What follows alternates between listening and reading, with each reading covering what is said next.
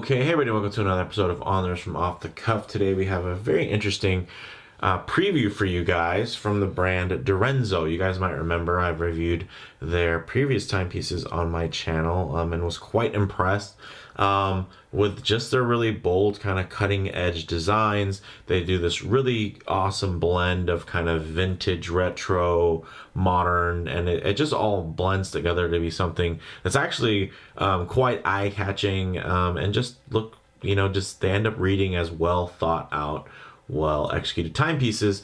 And you know what, there'll be no difference here. Now, I'm actually recording this well before this will ever be released because I'm essentially going to be the first one who actually got my hands on these in the States. But the Kickstarter isn't going to go live until closer to February of 2020. Right now, as I'm recording this, this is, I believe it's like December 1st. So, let's just say that there will be a little bit of a time delay on these and things may have changed. So I'm going to keep it very loose and, kind of just shoot from the hip and just talk about my thoughts, talk about some of the general specs, but just also definitely keep in mind that a lot of that could have changed by the time, because these are very early prototypes, guys. So with all that said, let's go ahead and take a closer look. Okay. So as you can see, these things are just absolute beauties. Look at the dial execution on here, guys. That's one of the things I definitely want to focus on, because no matter what's going to happen in between now and the final release, this aesthetic isn't going anywhere, guys. The bracelet may change. Maybe they'll switch it out to a beads of rice later on. They'll definitely be revising that end link and whatnot. But you know what? One thing that will remain the same is going to be the beautiful aesthetic here. I'm really loving the balance that they have, the very clean modern aesthetic with the blue, and of course just the multi-finish there where you have the matted center dial area and then this really interesting kind of radial brushing that's going on that outer ring. And then you do get an example of the date there at the 6 o'clock, and then you also get an example of the no date model, and then it also has that really interesting finish. I love the two-step action. That gray just ties in really well with the patinaed style loom there, and then of course ties in really nicely to this Marine National style elastic strap there. Really gorgeous. I'm just living. Of course you get down to business here and you look at some things like that beautiful chamfer that goes down the side there. I mean, the big crown, vintage inspired big crown model has been quite popularized, but you know what? This doesn't look like anything that's out there right now. I mean, not to my eye. Sure, it's a big crown, but everything else about it is just so different. Of course, this is Swiss made. It's running the SW200. It's gonna give you everything, guys. It's you're getting the sapphire with AR coating. You're getting 200 meters of water resistance. It's a 40 millimeter case size, which is absolutely perfect. You're getting a 48 millimeter lug to lug. You have 20 millimeter strap, so this thing is going to be an absolute beast. The thickness is only going to be 12.5 millimeters, which is great. Screw down crown. You have those kind of sunburst fume dials there and then you also have the beautifully applied indices. Man, these things are gorgeous. And the weird thing is you can even really see how much this dial pattern plays with just shrinking the dial down. This black dial to me is reading much smaller than the blue dial, because the blue of course is more so one solid tone of blue versus the black. You really get an idea of kind of layers and depth because of the real contrast on that outer gray. And man, that thing just reads really beautifully. So oh man, this thing's gorgeous, guys. Of course, stainless steel, you're gonna get 120 clicks. Let's go ahead and hear it.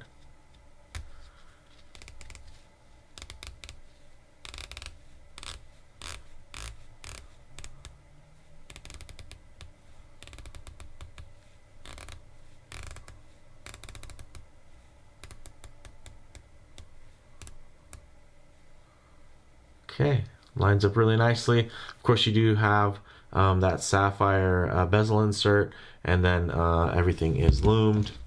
Let's go ahead and get it on here because these are prototypes. Maybe they'll play differently. Let's see. This is a little crisper.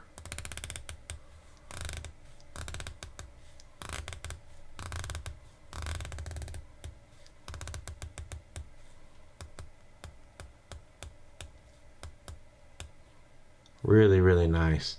Guys, I'm really impressed by the aesthetic, by even just so far all the touch points when it comes to the knurling on the crown and on this beautiful coin edge bezel. Then of course, I am a sucker for a high polished bevel with a real sharp transition, which these do really well. With all that said, let's go ahead and actually get these pieces on wrist. Okay, as you can see on my 7 1/4 inch wrist, this thing is wearing extremely well. And if I didn't mention, this is the DRZ03 Eclipse, guys, and you can probably get where they got the name from because it looks like there's an eclipse going on the dial.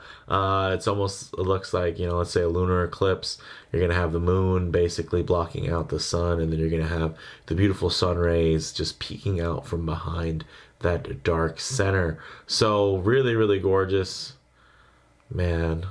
Great on wrist. This is actually a pretty nice rendition of a Marine National style strap. Very much akin to the style you're going to be getting from, you know, somebody like Erica's Originals when it comes to the actual layout with the particular hooks and clasps. Now here I didn't adjust this for my wrists. It's still a little bit loose. Oh. Knocking over boxes under the desk. So as you can see though, looks really great. I love it on the steel, of course.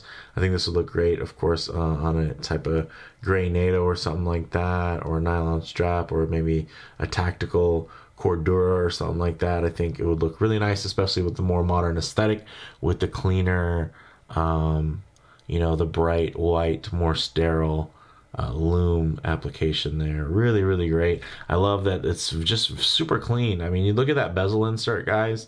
They don't need any extra indexes or any numerals or anything like that. You just really get everything you need just by looking very quick at a glance. Super clean. Loving this design, and it actually is playing probably a little bit bigger than it really is because of the spacing on the dial. Nothing feels crowded. As you can see, there's even a slight bowl shape to the dial. Not quite as exaggerated as the DRZ02, their previous model, but man, this thing is a looker. Wow. You know, it's funny because I initially was like, oh, I'm going to probably like the blue a lot more, but this black and gray number is just doing it for me with all the contrast on that dial. I mean, there's this similar amount of contrast here, but maybe it is because it's on the steel bracelet. It's just kind of wearing a little bit more two-tone, just blue and silver, versus here, just so many colors, so many textures that are really shining through and highlighting in the light. Let's go ahead and actually get some loom shots and low light transition going for you. All right, let's go ahead and hit the lights. As you can see, you got the BGW9 versus that old radium loom. One's glowing the really nice cool blue tone, and the other is glowing green. Very clean, very legible. You do have that kind of orientation indicator at the 12 o'clock, so you do have a good idea, and then that also does carry over to the loom plots there on the bezel insert. Now, one thing I do like to do when I'm doing my low light, when I'm doing loom shots, is actually getting some low light transition, so you guys can get an idea of the way that these watches are going to render in less than optimal lighting conditions, because you're not always going to be, of course, out in the middle of a field or something like that. Sometimes you're going to be in and out of a vehicle, coming out of an office space, whatnot, coming indoors and outdoors, and you're going to want to see the way that some of these colors render. in less than optimal lighting conditions, because that's where you're going to spend the majority of your time. So as you can see, the blue actually gets quite washed out when it comes to the studio lights, but you can see that in person there's quite a bit more contrast there when you look directly at the dial. You can see there it's definitely popping more, and you're seeing those layers come out in the low light. You can see the real highlights hit and the lowlights really drop down really, really beautifully. And if you actually take a look at those chamfers, you can see just how sharp those are going around the edges of the case. You can also see how uniform the brushing is by watching the way the light crosses over. Really nice and clean. And these are just early production prototypes, so quite impressive from that standpoint, guys. Let's go ahead, get the lights back on, and get to some closing thoughts. Well, guys, hopefully not too much has changed by the time this video airs, because I will have passed these watches on to other reviewers who will also be giving their 2 cents on these bad boys. But they are Swiss made, automatic, original design. They're just hitting all the right notes, guys.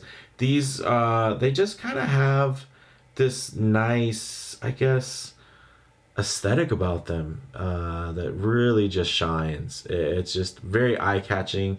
It doesn't look like an homage to anything else that's out there, although they do pay tribute to, you know, early Breguets, the Omega Seamaster 300, the Jaeger LeCoultre Deep Sea.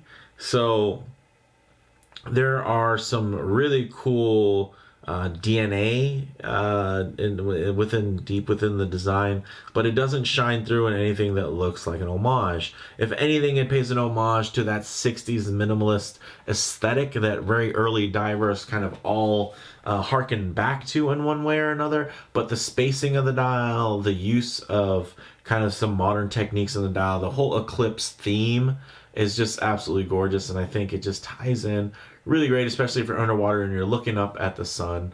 Let me tell you, it's definitely a different type of sight than you're used to seeing. So with all that said, this is a different type of watch. Let me know what you guys think in the comments below. If you liked the video, please do it like, and if you haven't already, please subscribe for more content just like this. Thanks, guys.